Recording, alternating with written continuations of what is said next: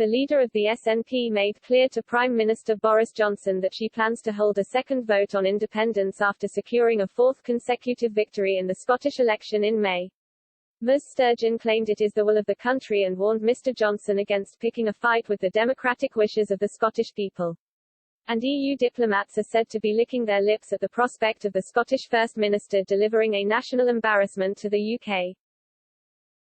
Asked what the implications of Scotland leaving the Union for the UK's soft power would be, Director of the Scottish Centre on European Relations, Dr. Kirsty Hughes said it would be a huge shock to the rest of the UK.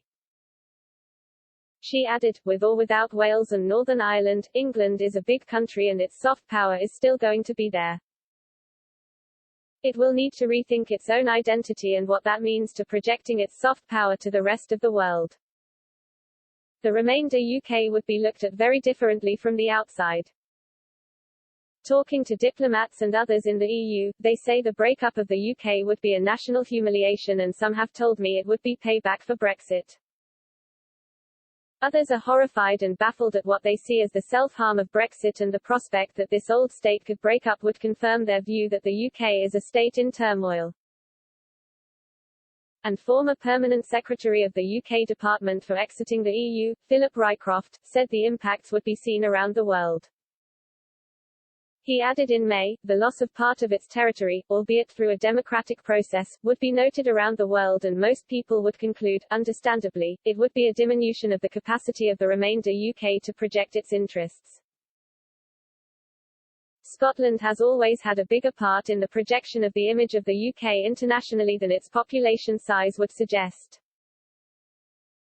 It plays a big role in the cultural influence of the UK and Scottish products are a big part of the British brand, losing those would diminish that brand.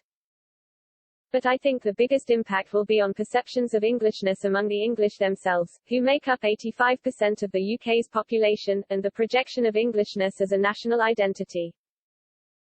That identity has been subsumed into British identity for 300 years and the departure of Scotland would set in train a process of reflection the outcome of which is very difficult to predict, but, I think, would have a huge psychological impact.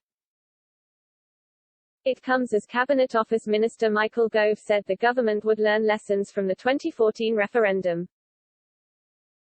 Appearing before the Lords Constitution Committee on Tuesday, Mr. Gove was asked if the government would have contingencies in place if there were to be a vote in favour of independence in the future.